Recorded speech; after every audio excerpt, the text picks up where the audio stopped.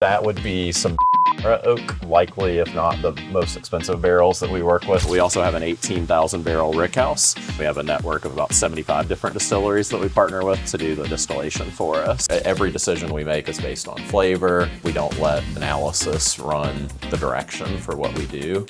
How long have you been with Barrell Craft? So I started with Barrell in October of 2020, and I left Southern Glazer's Wine and Spirits from sales for the distribution side of things over there.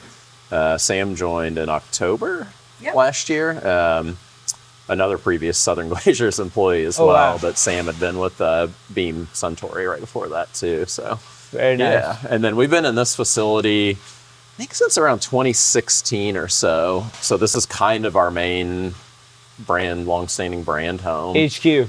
Yeah, we do all of our production here. So, we are a non-distiller producer, meaning that we do not make distillate, but we do everything else under our roofs here in Louisville, Kentucky. So this will be the production facility where we will have some number of barrels, but we also have an 18,000 barrel rickhouse down in the Shively neighborhood of Kentucky. So our closest neighbors are going to be Michter's and the Brown-Forman campus with that Old Forester large-scale distillery that they have down in that area. So we've got a nice 1940-built historic rickhouse there, and then we have this kind of more modern production facility.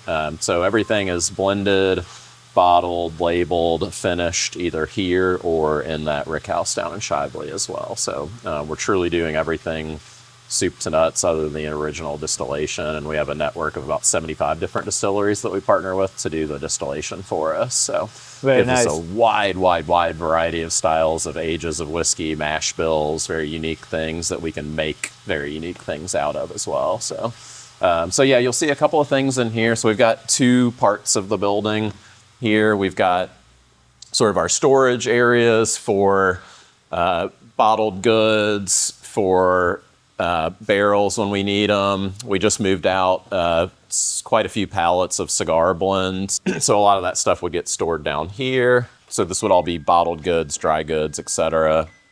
We have some office space beyond that. We'll kind of sneak around in a second. And then when we get back in here, you'll see a variety of really cool types of oak and finishing barrels and things like that. So one of the things that I love about coming into our facility as well. So a couple of our newer releases that we hold always some inventory here in Louisville for festivals and for direct sales for some of our local distributors to pick up here. So Cigar and Batch 38. This is a little more of the fun side, as I said earlier. So this is where the blending would all happen. We do large scale tank blends, and then we have these smaller tanks as well that we can make smaller scale blends in if we need to. These can be dumped or hooked into the bottling lines either. But we have our dump floor over here. So these feed directly into either of our two 6,000 gallon blending tanks. These are the original tanks that were built for us by Vendome when we first opened up this facility. We can walk up there and take a little peek into. I'm not sure if there's anything in tank at the moment, but they've got kind of a paddle sort of mixing agitation system. So you can see kind of up there with the black, that would be the motor housing for a long shaft that goes through and has these spinning rotors on there. So kind of a repurposed fermentation tank a little bit like you might see in a lot of different traditional distilleries.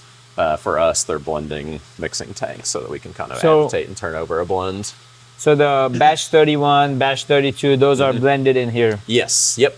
So walk me through how you guys blend the blends or the cigar blends or the batches and all of that. You guys will taste the barrels through the rickhouses from here and your other facilities. You'll bring the ones that fit your blend profile, and then once they're here, you guys will just use a forklift to get up there, or how does that work? No, so we will. So we'll see the lab here in a second too, which is where all product life sort of really begins. I mean, it always begins as an idea for what you're going to do next, and then you take that idea into the lab and you start making small scale blends. So if you wanted to make the next batch 38, or the next one will be batch 39, and you have a set of barrels that you're excited about, you're going to pull in samples from the rickhouse of those, or we might already have some samples here, and you'll start blending different components together in different proportions. Then once you kind of have the blend finalized, you say, okay, well, we need to pull this number of barrels out of the rickhouse. We'll bring them in here, roll them onto the dump floor, feed them into tank, and then you start sort of scaling up. So you make a really small scale blend first.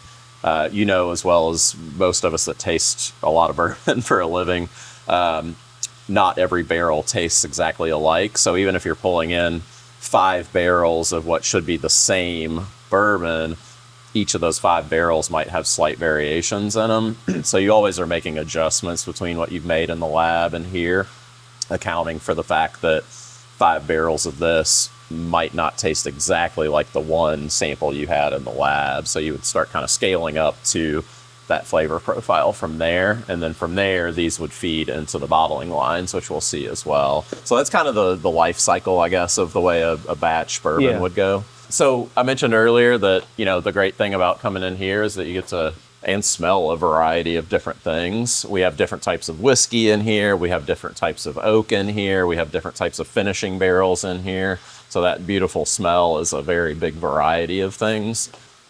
These are some of our Hungarian oak barrels. So a type of wood that we're a little more recent with. The last couple of years, we've been working with these Hungarian oaks.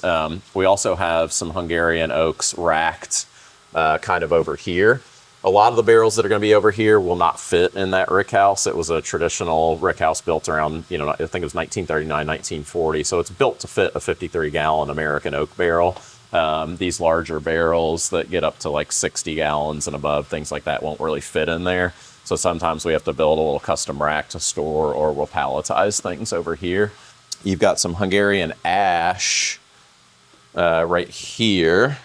Kind of have a variety of French oaks through here. You have some of our, I love these barrels. These are from the Canton cooperage, what they call Grand Cru, these limited edition American oak toasted barrels. Grand Cru Sauternes? What's that? Grand Cru Sauternes? No, it's so Canton is the cooperage. These are just American oak. Oh, I see. Yeah, so just empty barrels when we got them. They do have liquid in there now, but they're just larger than normal 300-liter toasted American oak barrels. That would be some Mizunara oak up there, which is likely, if not the most expensive barrels that we work with from a finishing barrel perspective. Harder to get, and typically, you know, 6,000 to 8,000 port barrels here. We have some apricot brandy barrels here, and then we have a variety of different types of whiskey barrels, as you can see here. Some medium aged, some really older barrels, as you can see from the leakage and the number of times those bungs have been pulled through here. And then just kind of interspersed throughout, we've got a variety of other types of barrels as well. As we kind of shift things around, sometimes you'll uncover something that you didn't see was in here before, or didn't know, but creates a really amazing smell that changes from like day to day too, depending on where barrels are sort of shifted around with the storage. So. How many barrels are in here? That's a great question. The rickhouse is essentially just about full with the 18,000 barrels here. Just be in like the hundreds. Yeah. So most of the stuff here, some of these are going to be empty barrels that we haven't sent back out yet. Some are going to be full finishing barrels, or barrels that we might be getting ready to use if it's a whiskey barrel not in a finishing barrel. But most of the barrels are going to be over there at the rickhouse, including a lot of finishing barrels, because there are a lot of standard size barrels that will fit in those rickhouses too for finishing materials perspective. Perfect. So, yeah. But we do have kind of a nice little What's this machine? tasting room here. This is another little, just a little blending tank, like just a little tiny size blending tank. I don't even know the capacity on that one, but pretty small when we've done some really, really small scale blending in the past. Probably like 200-300 gallons. Yeah, been able to do that. That's traditional tasting room, but I love being in the lab when we can, so. Wow, this is pretty Yeah. happy. So this is where we bottle. So this is one of the new bottling lines that we brought over from the other facility, and then one of our old sort of original lines. So right now we just set some stuff up to do those 200 ml bottles for that gift pack. That's one of our next bottling projects. We just wrapped some cigar blend, and I think we've got some more cigar blends coming on the bottling line for maybe the next week or two, something like that. Few people usually here daily. A lot of the bottling team is over at the Rickhouse. Friday's usually a Rickhouse day, so we're usually loading and unloading some number of barrels for us, and we do contract aging for other brands as well. So we're sort of beholden sometimes to our own schedules and sometimes to when we're receiving trucks from other brands that need to load barrels into the Rickhouse too for storage. Makes sense. Further aging. So kind of a nice little thing. That's about probably 10 miles or so from here, kind of to the south side of the city. So not too far away, which is You great. got these cute. Yeah. Hey, Joe Beatrice, hi. I'm Arnav. Hi. Whiskey Library. Trip Stimson. Nice to meet Nice to meet you guys. So, Having yeah. a good time here? Amazing. Yeah. Ned is showing us around. Hi. And Sam Yeah. is coming along. Well, thank you for all your business. It's great. Of course, yeah. Everything's great. People love Barrel. So I love Barrel as well. Thank you. Yeah. How long ago did you start this? 14 years ago. And- 15 now. And how did you get into this? How did I get into this? We saw the need to have really high quality, great cast strength, delicious products, and that was the beginning of it. And so there was an opportunity, and we started this thing, and Trip and I started blending early, and here we are. The rest is history. Very cool. This is the one? yes. Perfect. I might grab this. Cool. This is the lab. Wondering what fridge we put it in. Oh, wow. Oh, wow. They've got fancy chemicals in here. This looks like a chemistry Yeah, lab. it's our lab that doesn't have very much lab equipment in it. You know, we don't run chemical analyses on whiskey like a lot of brands do. A couple of biggest reasons for that is that you're not going to run any analysis at home, and Yeah. you know the things that are within the chemistry of it that make things taste the way they aren't unimportant, but at the end of the day, it matters what's in the bottle and what it tastes like and whether you like it or 100%. not. That's what's going to drive you to purchase again and again and again. So every decision we make is based on flavor. We don't let the analysis run the direction for what we do. So kind of a human-powered lab. So these bottles that are kind of interspersed around are representative samples of whiskeys that would be over in the Rickhouse. So again, so you can actually kind of see, which is nice on the table today. We had all this cleared off the other day, and then they were obviously working on some stuff yesterday or this morning. Don't know the product because a lot of times they won't really put much coating on there. They might have even, they have like Yeah, a the C4. numbers, So yeah, so they've always got some coating depending on what they're working on, and typically a lot of times you'll see glasses in here too, where they're doing some sort of blind sampling, blind tasting. They might have somebody pull from the bottling team and arrange them in a certain order so that they can truly like objectively blind taste, you know, and make objective decision making on the direction of blends and things like that. So that could be, my guess is with the C, that's probably Cigar. So we'll taste some bottled stuff already today, but yeah, they'll taste like that. So that would be something that they might be making in one of those small tank blends, or they've just started making it with the small amounts of ingredients in there, and then once they decide, they'll scale up and kind of do that. So Yeah. they'll pull the barrels out of the Rickhouse. That makes We sense. do have a lot of already finished whiskeys in finishing barrels or in some of those holding tanks out there, because we do have to finish whiskey ahead of the need for it. So if we were going to make seagrass tomorrow because we were running out of it today, it's got to be finished for 3 to 6 months. So that means we have to be thinking at least 3 to 6 months usually ahead of the need for some of our standard release products as well. So we have a big variety of whiskey that we've finished that's already sort of done finishing too, which is great. So when they do need to make another finished product, we may already have a bourbon component that was finished in Armagnac casks or something that we can also pull from. So we have the straight whiskey samples, and then we have finished whiskey samples as well that we can kind of build things from. So, and I think one of the other things that's nice, so Tripp's background, he mentioned chief whiskey scientist. So Tripp's a biochemist and molecular biologist is what he went to school for, and got kind of recruited into the industry by Brown-Forman and spent a decade plus there. And so he was doing a lot of that chemical analyses and things like that. And when you make your own distillate and when you make it at a massive scale like that, you have to ensure consistency, and there's a lot of quality assurance testing and things like that. For us, because we're often making a new thing, we didn't necessarily need a consistent whiskey that tasted the same every year, because we're making that for this year. It'll be a different cigar blend next year. So it's just more about the flavor profile that those barrels naturally sort of evolve into for the most part. We do have to make flavor decisions, obviously, when we're buying whiskey from our distillation partners. Yeah. But again, that's sort of a flavor decision and sort of knowing where those are going to start to go on flavor profiles as they age, and we bring them into the Rickhouse as well. So there's a massive need for the lab equipment and to run analyses and things like that. It's really depending, I guess, on what your sort of final goal is, whether you're a blending house versus a distillation or kind of what. So no real right or wrong answer. This is what works for us, and we've done well by it, and so we're gonna continue to go down that path until somebody makes us stop, I guess. Yeah. Glass and glass. So do you guys live in DC? We go back and forth. We live in Long Island, New York, and then Well, Stony Brook. well, I live in Rye, East Rye. Where? Rye. Rye, New York, Yeah. upstate. Yeah. Well, it's right. It's by Yeah, Westchester. Yeah. You like New York better or this? I know the answer. Turn the I camera love off. wherever I am. Yeah. That means he likes New York better. Is that what I was guessing? The C123 means cigar, but Oh, on these. yeah. It might be New York. That might be New York. Yeah. Yeah, that's New York. Yeah. There's new brands. Yeah. Yeah. I really unbelievable. I think it stopped before the prohibition. I got a bottle that I need to bring in. Well, I had one recently, and then I've got a little bottle that I sealed off an auction, but I've got a little 50 ml. So I've got a little bottle of Old Joe.